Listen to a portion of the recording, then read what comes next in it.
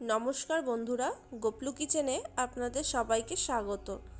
আজকে আমি বানাবো হোটেল বা dhaba style spicy egg curry. চলুন বন্ধুরা, দেখে নেওয়া যাক আজকের এই রেসিপিটা। স্পাইসি এগ কারি বানানোর জন্য আমি 5 পিস ডিম নিয়েছি। ডিমগুলিকে সেদ্ধ করতে দেব। ডিমগুলো সেদ্ধ করতে দিয়ে ওর মধ্যে আমি 1 টিস্পুন লবণ ছড়িয়ে দিচ্ছি। অপরদিকে আমি এইরকম দুটো মিডিয়াম সাইজের পেঁয়াজ স্লাইস করে কেটে নেব। দেখুন, এইরকম পাতলা করে কেটে নিয়েছি। এরপর লাগছে দুটো টমেটো, যেগুলিকে আমি এইরকম ছোট ছোট করে টুকরো করে কেটে নেব। টমেটো যদি এইভাবে ছোট ছোট করে কেটে নেওয়া হয় তাহলে কড়ার মধ্যে তাড়াতাড়ি গলে যাবে। এরপর যেগুলো লাগবে 10 থেকে 12টার মতো রসুনের কোয়া, 5টা শুকনো লঙ্কা এবং 5 পিস আদার টুকরো। এদিকে ডিমগুলো সেদ্ধ হয়ে যাওয়ার পর ডিমগুলির খোসা ছাড়িয়ে ছুরি দিয়ে ডিমগুলির ওপরের অংশে ঠিক এইভাবে কেটে দেব, যাতে ডিমগুলো রান্না করার সময় ডিমের মধ্যে সমস্ত মশলার ফ্লেভারটা ভালো মতো ঢুকে যায়। ডিমগুলিকে এভাবে কেটে আমি সাইডে রেখে দেব। ডিমগুলো পরে ভাজবো, তার আগে আমি গ্রেভিটা তৈরি করে নেব। যার জন্য কড়াইয়ের মধ্যে সর্ষের তেল দিয়ে দেব। তেল ভালো মতো গরম হয়ে গেলে ওর মধ্যে কুচিয়ে রাখা পেঁয়াজগুলো দিয়ে দেব। এবার পেঁয়াজগুলোকে ভালো মতো ভেজে নেব। ঠিক এই রকম ভাজা হয়ে আসলে এর মধ্যে এবার রসুন, আদা, শুকনো লঙ্কা এবং 8 থেকে 10 পিসের মতো কাজু দিয়ে দিচ্ছি। এবার সমস্ত কিছুকে 2 থেকে 3 মিনিটের মতো ভেজে নেব।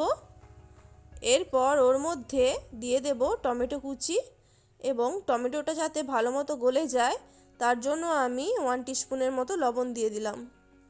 গ্যাসের ফ্লেম মিডিয়ামে রেখে 5 মিনিটের মতো সমস্ত কিছুকে ভাজতে হবে। এবার 5 মিনিট পর যখন মশলাটা কড়াইয়ে এইরকমভাবে লেগে যাবে তখন ওর মধ্যে কিছুটা পরিমাণে জল দিয়ে দেব। জল দিয়ে মশলাটা আবার নেড়েচেড়ে নিতে হবে। এবার গ্যাসের ফ্লেমটা লো টু মিডিয়ামে রেখে 1 মিনিট ঢাকা দিয়ে রাখবো। 1 মিনিট পর ঢাকা খুলে নিয়েছি। দেখুন, মশলাটা ঠিক এই রকম পর্যায়ে এসে গেছে।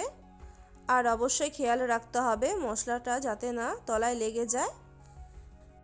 মশলাটা তৈরি হয়ে গেছে।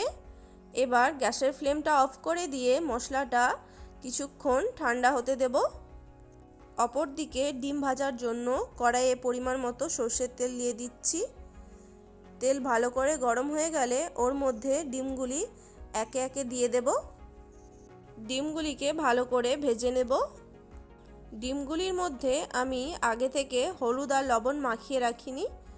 আমি ডিমগুলো ভাজার সময়ই ওর মধ্যে হলুদ দিয়ে দেব। ঠিক এই রকম ডিমগুলি ভাজা হয়ে আসলে ওর মধ্যে 1/2 টিস্পুন হলুদ গুঁড়ো, 1/2 teaspoon Kashmiri red chilli powder দিয়ে দেব। এতে ডিমের এবং গ্রেভির কালার খুব সুন্দর আসবে। এবার ডিমগুলি ভাজা হয়ে গেলে তেল থেকে তুলে নেব। এদিকে গ্রেভিটা ঠান্ডা হয়ে গেছে। এবার মিক্সিতে খুব ভালো করে পেস্ট করে নেব। এবার ওই তেলের মধ্যেই দিয়ে দেব 1/2 টিস্পুন গোটা জিরে। এরপর দিয়ে দেব একটা ছোট এলাচ, 5টা গোলমরিচ, 4টে লবঙ্গ এবং 1/2 ইঞ্চের মতো দারচিনি। এখানে সমস্ত গোটা মশলাই আমি শিলে থেতো করে নিয়েছিলাম। মশলাগুলো থেকে সুন্দর গন্ধ বেরোলে এবার ওর মধ্যে গ্রেভিটা দিয়ে দিচ্ছি। বাটা মশলা বা গ্রেভিটা দিয়ে আমি তেলের মধ্যে সামান্য নাড়াচাড়া করে দিচ্ছি। ওরই সাথে বাকি যে মশলাটা ছিল তার সাথে সামান্য একটু জল মিশিয়ে পুরোটা দিয়ে দিলাম। এবার সমস্ত কিছুকে ভালো করে নাড়াচাড়া করে ওর মধ্যে 1 টিস্পুনের মতো কাশ্মীরি লাল লঙ্কার গুঁড়ো দিয়ে দিলাম। এতে কালারটা খুব ভালো আসবে। এবার গ্রেভি ফুটতে শুরু করলে ওর মধ্যে ভেজে রাখা ডিমগুলো দিয়ে দেব। এই সময় অবশ্যই গ্যাসের ফ্লেমটা একদম লোতে রাখতে হবে, না হলে গ্রেভিটা তলায় লেগে যেতে পারে। এবার ওপর থেকে হাফ টিস্পুনের মতো কাসুরি মেথি একটু ক্রাশ করে দিয়ে দেব। ওরই সাথে ফ্লেভারটা আরও বাড়ানোর জন্য দিয়ে দেব কিছু ধনেপাতা কুচি। এবার সমস্ত কিছু ভালো করে মিশিয়ে দেব। এরপর ওর মধ্যে দিয়ে দেব হাফ টিস্পুনের মতো গরম মশলার গুঁড়ো। গরম মশলাটাও ভালো করে গ্রেভির সাথে মিশিয়ে দেব।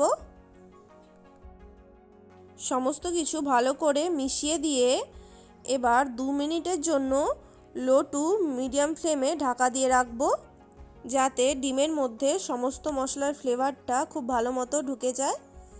2 মিনিট পর ঢাকা খুলে নিয়েছি। এবার ডিমের মধ্যে সম্পূর্ণ মশলার ফ্লেভার ভালো মতো ঢুকে গেছে এবং গ্রেভিটাও ভালো মতো কুক হয়ে গেছে। স্পাইসি এগ কারি একদম তৈরি হয়ে গেল। গ্যাসের ফ্লেমটা অফ করে দিয়ে 5 মিনিটের জন্য স্ট্যান্ডিং টাইমে রাখবো। 5 মিনিট পর একটি প্লেটে সার্ভ করব। দেখুন বন্ধুরা, আজকের লোভনীয় ধাবা স্টাইল এগ কারি সম্পূর্ণ তৈরি হয়ে গেল। রেসিপিটা কেমন লাগলো অবশ্যই কমেন্ট করে জানাবেন। ভালো থাকবেন, সুস্থ থাকবেন। ধন্যবাদ।